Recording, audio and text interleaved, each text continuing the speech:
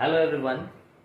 Now, to have a better knowledge or better understanding of the law of equivalence and the equivalent concept, we need to have some numericals. So by use of these numericals, we can easily understand the concept of the equivalence or the law of equivalence. So the law of equivalence can be applied to any chemical reaction which is not a balanced reaction. So by use of this law of equivalence, we can also balance the reaction. So to define this law of equivalence, what we have to do is we have to define the n factor. That we have defined n factor for various substances, the oxidation reaction, disproportionation, decomposition, acids, base, salts, etc. So now we'll apply this law of equivalence in problem solving.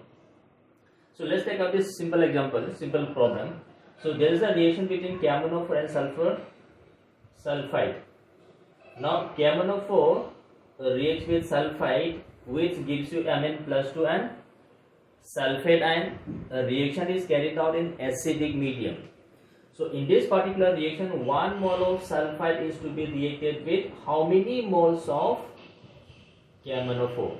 So now look at this. This is only the skeleton reaction is given, in which the reactant and the product is given. Now to oxidize 1 mole of sulfide ion, how many moles of KMnO4 in acidic medium should be required? So now if you look at it, this is a redox reaction. So look at this. The oxidation state of sulfur in sulfide is +4. Oxidation state of sulfur in sulfate is +6. Now look at this. Sulfur is oxidized from +4 to +6. Now in this sulfur, there is one sulfur in right hand side. So the total change in the oxidation state or total number of moles of electron involved in oxidation. This is oxidation. So for this, change in oxidation state is 2. So therefore n factor for this sulfide ion is 2. Now on the other hand, look at this. KMnO4, Mn is +7, now changing into +2. So we have, look at this, Mn is undergoing a reduction. Now in this reduction process, the oxidation state of Mn changing from +7 to +2. So change in oxidation state is +5, and in the reactant there is only one Mn. So therefore change is 5. So therefore n factor of this KMnO4 in this reaction will be 5. So this is the change in oxidation state of the species in this redox reaction. Now we have to apply law of equivalence. Law of equivalence says in any given chemical reaction, the equivalence of one reactant reacting with other reactant will be exactly identical to the equivalence of the second reactant reacting with the first reactant. So we have equivalent of KMnO4 will be equals to equivalent of SO3 2 minus, this is what we call as law of equivalence. So number of equivalence, this is defined as n into n factor of KMnO4 will be equals to n into n factor of sulfide ion. So therefore now we have to define the number of moles of KMnO4. So number of moles of KMnO4 will be equals to n into n factor of sulfide ion divided by n factor of KMnO4. So therefore look at this. Number of moles of sulfide ion taken is 1 mole. N factor of sulfide ion is here 2 divided by n factor of KMnO4 in the reaction is 5. So therefore we require 0.4 moles. So to oxidize 1 mole of sulfide ion completely in acidic medium, we require 0.4 moles of KMnO4.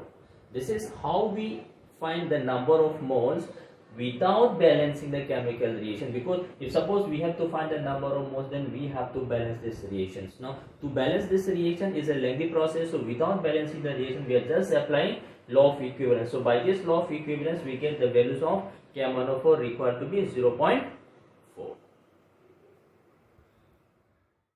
Now look, let's take this second reaction. Now we have a reaction here. Dichromate reacts with I minus in acidic medium to give you chromium and iodine plus H2O. So we have this skeleton reaction. So in this skeleton reaction, question says find the number of moles of dichromate that will react with I minus. So in this reaction, how many moles of dichromate should react with how many moles of I minus to give you this reaction? So if suppose we are having this, so number of moles of dichromate be A, number of moles of iodine be B, then we have to find the number of moles of chromate, dichromate and number of moles of I. So इस reaction में to define this number of moles, we need to balance the reaction. Now the reaction is not to be balanced. Without balancing this reaction, we have to find this the coefficient of dichromate and iodine in this balanced reaction. So it means suppose this is A, this is B. We have to find the values of A and B. ये आपके पास A है, ये आपके पास B. We have to define. So now look at this. This is a redox reaction in which I minus changing from -1 to 0. So now look at this.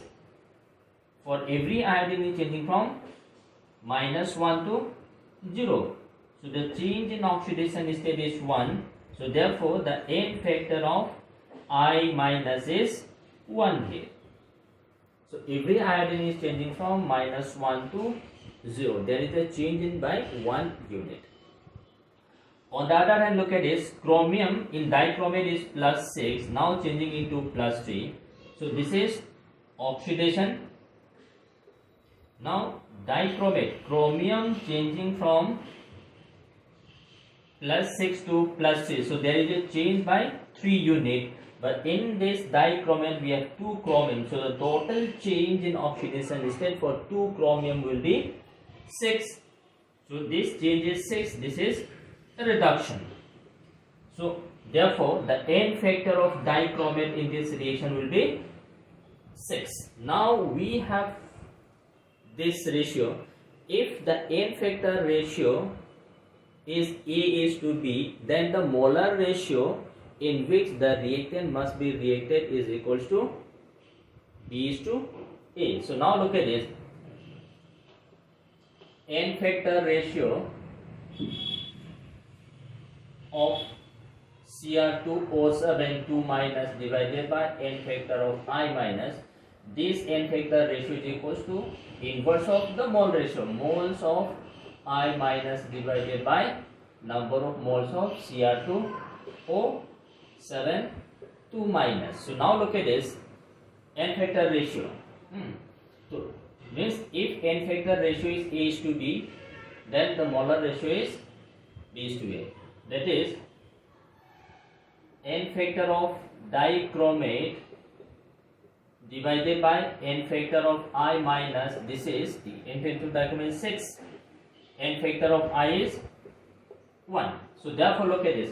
N factor ratio is inversely related to molar ratio. Therefore the number of moles of I minus divided by number of moles of dichromate ion that will be reacting in this reaction is 6:1. So therefore number of moles of I minus, which is equals to B. So this is equal to 6 mole. Number of moles of dichromate, which is equals to A. So this is equals to 1. So without balancing this reaction, just by using this law of equivalence, we define how many moles of dichromate should be reacting with how many moles of I minus to give you this skeleton reaction. So it's a very simple. If n factor ratio is A is to B, then molar ratio is B is to A. That is nothing but law of equivalence. We are taking this law of equivalence. So by this law of equivalence, we have to just define the n factor. From this n factor, we can easily define the number of moles of iodine and chromate that will be reacting in the chemical reaction. Let's have this second reaction. This reaction is almost similar to the previous reaction process. So look at this. A moles of KMnO4 reacting with B moles of ferrous sulfate to give you manganese sulfate and ferric sulfate. Now we have to find the values of A and B. How many moles of KMnO4 should be reacting with how many moles of ferrous sulfate. So this is just a skeleton reaction. The reaction is not balanced, so we have to define this amount, number of moles of KMnO4 and number of moles of ferrous sulfate that will be reacting in the mixture. But we have this skeleton reaction in which one component is oxidized, the other component is reduced. So if you look at this, in this reaction Mn is plus 7 changing into plus 2. So look at this, this is a reduction. So in this reduction we have 1 Mn changing from plus 7 to plus 2. Therefore the N factor of KMnO4 will be 5, total change in oxidation state. On the other side, look at this, iron is plus 2 here, ferrous sulfate, now this is changing into ferric sulfate. So we have 1 iron changing from plus 2 to plus 3. So therefore the N factor of iron sulfate, ferrous sulfate will be 1. We are least bothered about how many iron here. We are bothered about this iron now. Only 1 iron is changing from plus 2 to plus 3. So now we have look at this. So therefore, again from law of equivalence, N factor of MnO4 minus divided by N factor of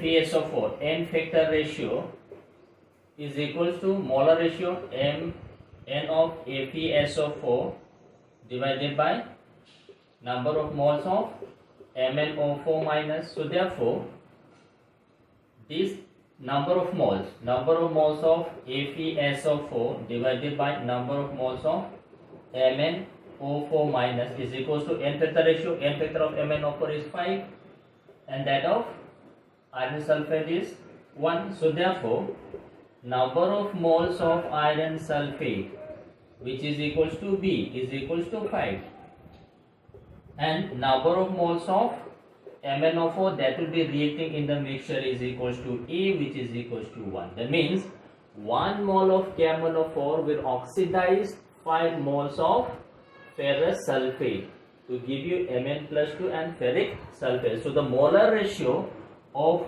ferric ion to that of Mn plus 7, this is 5:1. So this is how we define the stoichiometric coefficient A and B in the balance ratio. So now look at this, by use of this N factor we can also easily balance the unbalanced chemical reaction. We have next problem. In this next problem, 1 molar each of KMnO4 means concentration of KMnO4 is 1 molar, concentration of dichromate is also 1 molar, and both are same volume. So equimolar same volume KMnO4 and dichromate is used to oxidize iron plus 2 to give this skeleton reaction.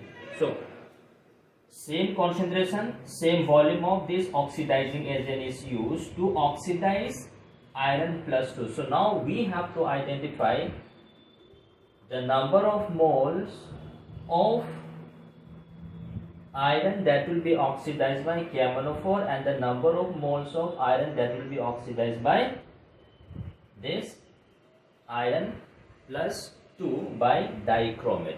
Or simply we say in which particular case more amount of iron will be oxidized, means we have to compare the values of iron that will be oxidized by KMnO4 and that of dichromate. So if you look at this, KMnO4 Mn is plus 7 changing into plus 2. So now plus 7 to plus 2, there is change by 5 units. So therefore for this N factor of KMnO4 is 5.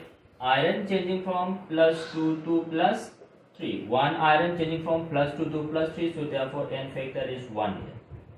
In case of dichromate, chromium changing from plus 6 to plus 3. So now look at this, change in oxidation state of chromium is plus 3. But for 2 chromium, because each chromium is changing from plus 6 to plus 3. So there are 2 chromium. So for 2 chromium change will be 6. So therefore this N factor is 6. Iron is plus 2 to plus 3. So therefore 1 change. So the N factor is 1. So now we can apply law of equivalence in both these. So number of moles. So number of moles, that is 1 molar into V This is n factor. So number of moles of camphor is 1 V. Molarity into volume is defined as number of moles. So therefore in this case again number of moles of dichromate, that is equals to 1 V. So both are having same number of moles of camphor and same number of moles of dichromate. Number of moles of camphor and dichromate both are same because concentration and volumes are exactly same. So for same quantity of camphor and dichromate, we have to compare the quantities of iron plus 2 that will be oxidized. So now we apply law of equivalence. So first we will apply this camphor. So in camphor, n into n factor of MnO4 minus is equals to n into n factor of iron plus 2. So now we have this n and this, we have to define this. So number of moles of iron plus 2 will be equals to number of moles of, this is 1V. So 1 into V into n factor divided by n factor of iron, that is 1. So this is equals to 5V. So number of moles of iron that will plus 2 that will be oxidized by camphor is 5V, where V is the volume of the solution. Now n into NF of dichromate Cr2O7 2 minus is equals to n into n factor of iron that will be oxidized. So therefore number of moles of iron plus 2 is equals to number of moles of dichromate, that is 1V. N factor of dichromate is 6 divided by n factor of iron is 1. So this is 6 times V. So now look at this. The number of moles of iron oxidized by 1 molar V volume of dichromate is 6V. Whereas the number of moles of iron oxidized by 1 molar V volume of camphor is 5V. That means more amount of iron will be oxidized by dichromate than potassium permanganate. So this is how we define the number of moles of iron that will be oxidized, or which particular case will oxidize more amount of iron plus 2. Let's look at this problem. Hydrazinium ion reacts with dichromate to give you nitrogen plus chromium plus 3 plus water. Question says, how many moles of dichromate will be required to oxidize 0.136 equivalent of hydrazinium ion? Now the equivalent of hydrazinium ion is given as 0.136. So to oxidize this 0.136 equivalent of hydrazinium ion, how many moles of dichromate ion will be required in this reaction? Now look at this. So we have looked at this equivalent of N2H5 is given. We can find the equivalent of dichromate. For this we have to find the oxidation state. So chromium is plus 6 changing into plus 2. So therefore change by 3 unit for each chromium, but since there are 2 chromiums, so total change is 6. So therefore the n factor of dichromate is 6 in this reaction. So we have this. So according to law of equivalence, equivalence of N2H5 plus should be equals to equivalent of Cr2O7 2 minus. So we have this equivalent of N2H5 that is given as 0.136, equivalent of dichromate, that is n factor into n. So therefore number of moles is equals to 0.136 divided by n factor. So 0.136 divided by n factor is 6. So this comes out to be 0.02.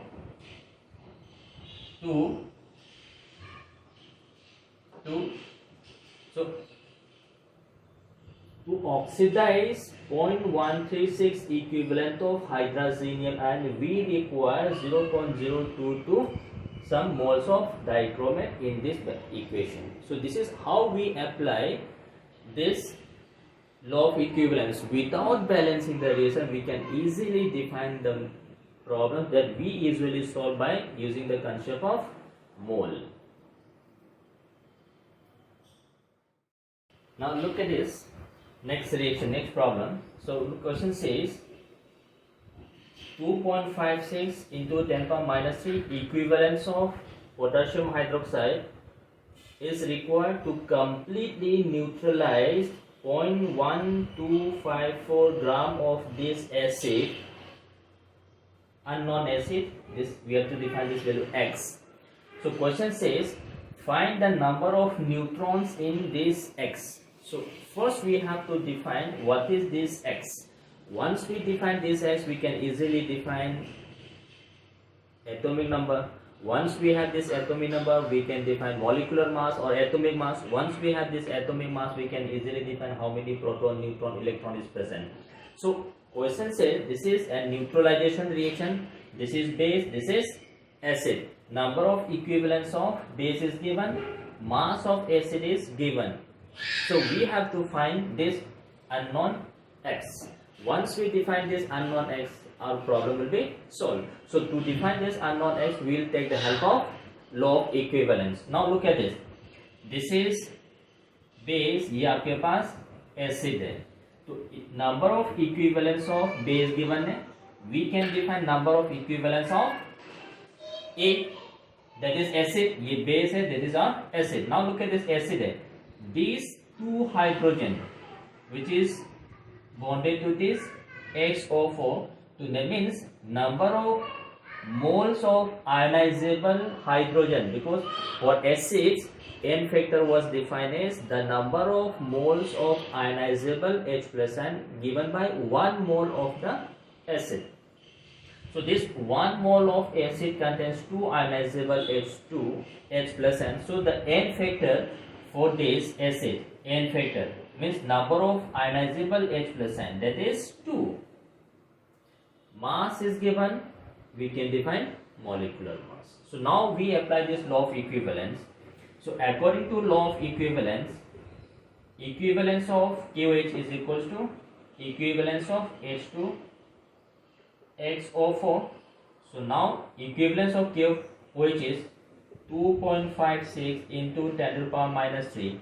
Equivalence of this H2 XO4, that is N into N factor. So therefore this equals to N. N is mass divided by molecular mass.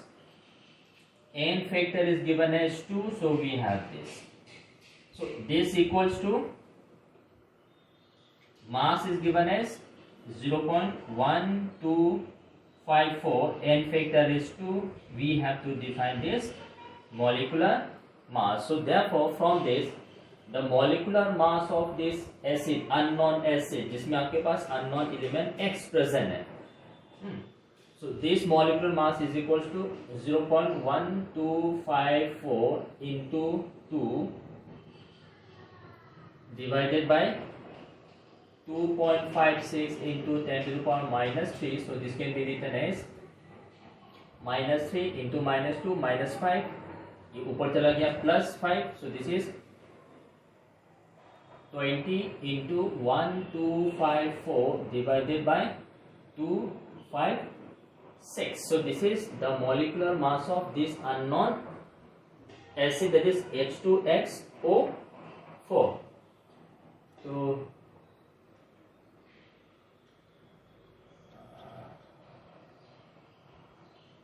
20 into 1254 divided by 256. So 3 5 are 15.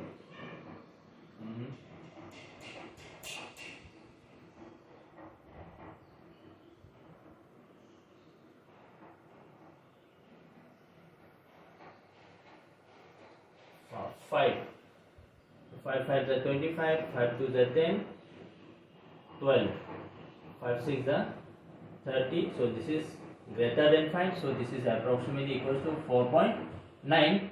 So 4.9 into 20, that is 98. So the molecular mass of this unknown acid H2XO4, that is 98. Now this molecular mass, ध्यान से देखिए, molecular mass is summation of the atomic mass. So we have 2 hydrogen, that is 2 into 1. Let the mass of X be A plus 4 into 16. So this is equals to 98. So therefore A plus 64 plus 2, 64 plus 2, 66. So A is equals to 98 minus 66. So this comes out to be 32. So the atomic mass of unknown element X, this is 32. So the atomic mass is 32. Therefore this X is sulfur. So X is sulfur. So therefore atomic mass number is 32 and the atomic number, that is 16. So if atomic number is 16, mass number is 32. Therefore mass number is equals to number of neutrons plus number of protons. So this is number of neutron plus proton. Proton is equals to atomic number. So therefore number of neutrons is equals to E minus Z. So E is 32 minus 16. So this is 16. So this unknown element X contains how many protons? Sorry, neutron. 16 neutron is present. So now look at what is we are doing is we define n factor. From this n factor we find out number of equivalents, which is equals to equivalence of base. Now mass is given, so we can convert this number of moles into mass by molar mass. So mass given, so we can easily define the molecular mass, which is comes out to be 98. So molecular mass is summation of atomic mass. So this value must be equals to this value. So we define the mass of unknown element X. From this we define the element to be sulfur. So atomic mass is 16. Atomic mass is 32. Atomic number is 16. So the atomic mass, which is equals to summation of number of protons plus number of neutrons. So from this we easily define how many neutrons must be present in this unknown element X for this given data. So we take this question. 10.78 gram of phosphoric acid is dissolved in 550 ml of solution. This solution, which contains 10.78 dissolved in 550 ml, the concentration is given as 0.4 normality. Question says, what is the ion of this acid present? Because this is being acid, this will ionize to give you H plus and some anion. So what is the anion of the acid which is present in this solution for this given specific data? Now concentration is given, volume is given, so we can define this as equivalence. So once we define this equivalence, we can define the n factor. So n factor means the moles of H plus and that will be ionized. If 2 is ionized, then we can have this. So that means we have this acid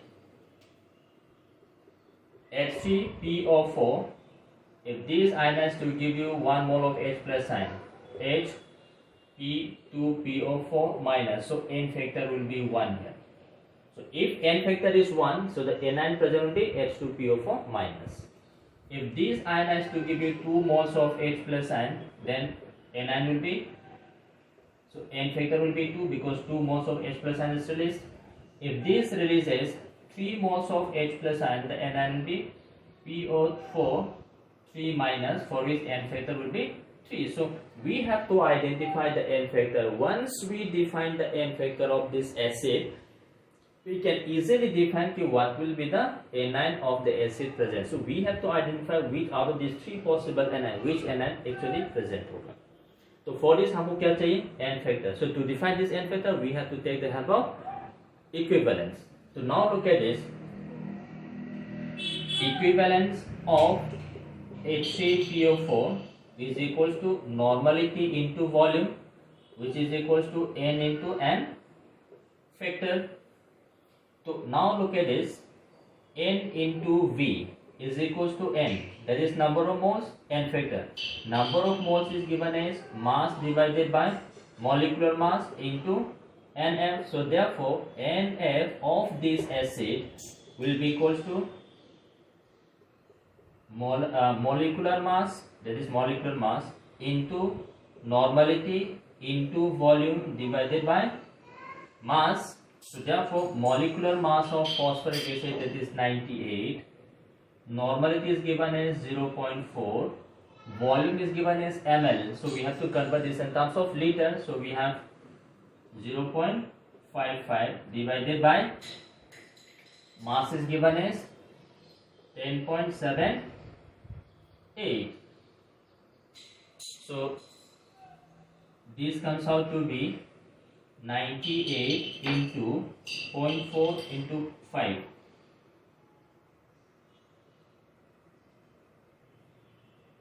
into 10 to the power minus 3. So we have simply say 5 4s are 20, 5 4s are 20, 22. So we can simply write down as 0. Divided by 10.78.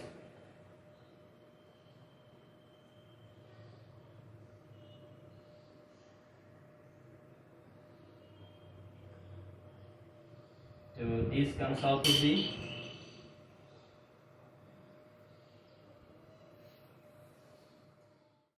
the n factor for this acid in this solution comes out to be 2. Since n factor is 2, the ion, look at this, if n factor is 2, the ion which is to be present in the solution is HP4, 2 minus anion should be present. So this is how we define the anion of the acid which is to be present in this given condition. So now look at this, without much difficulty we are just using the concept of equivalence to define what the anion of the acid that could be present. Look at this next problem. An unknown compound is given with this composition X4O6. If we take 10 gram of the compound, this 10 gram of the compound contains 5.62 gram of X. The remaining is the mass of oxygen. So question says what is the atomic mass of X? So now look at this, mass of X, this is given as 5.62 gram. Then the mass of oxygen in the compound will be 10 minus 5.62, so this comes out to be 4.38 gram. Now if you look at this X4O6, so this is oxide, so total negative charge is 12, so total positive charge will be 12. So X is plus 3 oxidation state, oxygen is minus 2 oxidation state. Now the equivalent weight of oxygen, equivalent mass of oxygen is atomic mass divided by n factor. So n factor, oxygen is changing into 0, 2, minus 2, so that is changed by 2 units, so therefore n factor is 2. So we have look at this, 16 divided by 2, that is equals to 8. Equivalent mass of oxygen is 8. Now in this equivalent mass of X, that is molar mass, let this be molar mass, divided by n factor. So now elemental X is changing from 0 to plus 3, there is a change by 3 units, so this is n factor, so therefore this is m by 3. So now this is atomic mass, so we can easily define this atomic mass. So for this we can take the help of law of equivalence. So in a given compound, suppose we have look at this oxide, the equivalence of X, number of equivalence of X will be equals to number of equivalence of other component, because this is coming from X plus oxygen to give you X4OY. So the number of equivalence of X in the compound will be equals to number of equivalence of oxygen in the given compound. So now number of equivalence of X will be equals to number of equivalence of oxygen. So number of equivalent, that is mass divided by E, this was also defined as number of equivalence, is equals to W divided by E of oxygen. So now from this we can define EX, equivalent mass of EX is equals to W by E of oxygen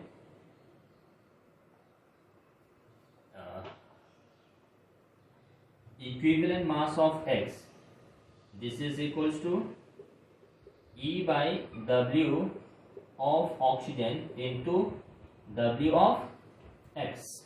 So therefore mass of oxygen, that is 4.38, equivalent mass is 8, so 8 by 4.38 into mass of X is 5.62. Therefore, now look at this. Ex is equals to m by 3. So therefore, mass of X, atomic mass of X is equals to 8 into 5.62 into 3 divided by 4.3x. This is the atomic mass of the unknown element X, जिसका ये आपके पास data given है. So what is happening, मैं आपको concept use कर रहा हूँ. In any given compound, अगर बाइनरी कंपाउंड है, the equivalence of one component will be exactly identical to the equivalence of the other component. So we take that particular concept here. So in this X for O6, the number of equivalence of X will be equal to number of equivalence of oxygen. So we define this equivalence in terms of mass divided by equivalent mass. This is also defined as number of equivalents. Equivalent mass is mass divided by n factor. Now look at this, oxygen changing from 0 to 2 minus. So therefore यहाँ पे जो n factor है, n factor is 2.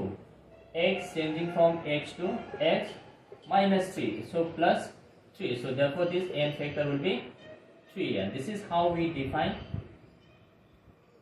the n factor for this oxygen as well as X. So once we define, we can easily define the n factor here. So this is approximately coming to, look at this, 4, 8. This is approximately 2, 2 into 5, 10, 10 into 3, approximately 30. So slightly greater than 30. So this must be around 30, 31. So approximately this will comes out to be 31. So this atomic number of X being 31, this is nothing but phosphorus. So unknown element X is phosphorus. So this is oxide of phosphorus. Now let's have this problem. 0.3 gram of oxalate salt sample is dissolved in 100 ml of solution. So for this 0.3 gram of oxalate ion solution sample dissolved in 100 ml, to completely neutralize, we require 90 ml of 1 by 20 normal KMnO4 according to this reaction. So what is the percentage of oxalate ion present in the sample? So now look at this. This is a sample. This sample consists of this oxalate plus some other counter ion whose total mass is 3 grams. So out of this, we have to find what is the mass of oxalate alone. Once we have the mass of oxalate, pure oxalate ion, we can easily define the percentage. So the question is to define the mass of oxalate, pure oxalate ion present in 0.3 gram of the sample. So to define this, a hint is given. The sample reacts with KMnO4. So the reaction with KMnO4 is only with the oxalate ion. Other component which is present in the sample will not react with potassium permanganate. So from this we can define the quantity of oxalate. From this quantity we can define the percentage of it. So ये हमें assume करना है कि सिर्फ oxalate के साथ KMnO4 react करेंगे, other components से उसके साथ react नहीं करेंगे.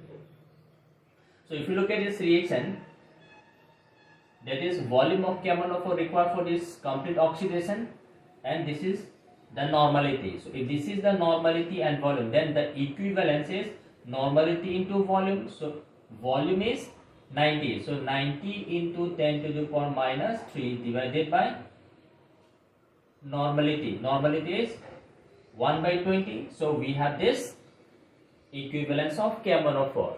Now oxalate, carbon was present plus 3. Now this changes to plus 4. So each carbon changes by 1 unit, but since 1 mole of C2O4 contains 2 carbon, so दोनों carbon के लिए total change कितना हुआ 2.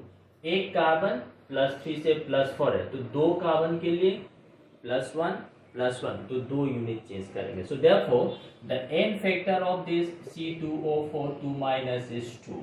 So now we can apply law of equivalence. So according to law of equivalence, equivalence of C2O4 2 minus is equals to equivalence of KMnO4. So equivalence is n into n factor, which is equals to equivalence of K1/4. We have this 9 into 10 to the power minus 3 divided by 2, that is 4.9.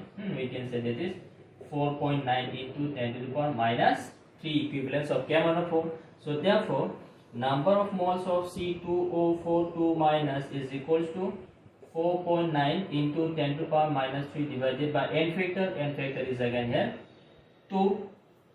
So we have this number of moles. So number of moles is mass divided by molecular mass, which is equals to 4.9 into 10 to the power minus 3 divided by 2. So therefore, mass of oxalate ion will be equals to 4.9 by 2 into 10 to the power minus 3 into molecular mass of oxalate ion. So therefore, mass of oxalate ion that is being oxidized by K1/4 is 4.9 into 10 to the power minus 3 divided by 2. Mass of oxalate ion, carbon is 12, 12 into 2, 24, 16 into 4, 64, 64 plus 22, 88. So we have this gram, so therefore that is 4.9 into 44 into 10 to the power minus 3 gram. So this is the actual mass of pure oxalate ion that will be oxidized by K1/4. So now we take the help of law of equivalence to define the number of moles of oxalate that will be oxidized by this quantity of K1/4. From this number of moles we define the mass, because number of moles is mass divided by molar mass, so we have this mass. So therefore, means out of the 0.3 gram of sample, only this much gram of oxalate, rest is the other species, the counter anion of the salt. So therefore, the percentage of C2O42 minus is equals to mass of C2O42 minus divided by mass of sample. Mass of sample taken into 100. So this is 4.9 into 44 into 10 to the power minus 3 into 10 to the power 2 divided by mass of sample is 0.3. So we just cancel out. So this is 49 either 2 into 4.4 divided by 3. So minus 3 plus 2 minus 1, तो यहाँ पे multiply किया तो 4.4 ई decimal cancel हुआ. So this is approximately 1 point something 49 into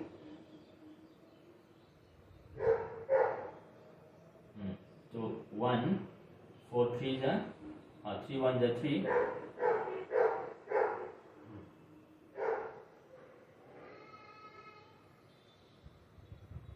to 3 into 4.4. So 16 into 4 64. So this is approximately 66%. So out of this 0.3 gram of sample that is being taken for this process, only this much gram of oxalate ion is present. So therefore the percentage of oxalate ion that is present in the 0.3 gram of the sample is 66. So this is how we use the concept of equivalence. By use of this concept of equivalence, we can solve all the problems concerning this mole concept without actually balancing the reaction. So it's a very easy and very important concept. Once we are habitualized with this law of equivalence, the solving problem becomes much more easier. So the only factor is we should know what is the meaning of the equivalence, how this equivalence is related to the n factor, and how to find the n factors of various types of substance.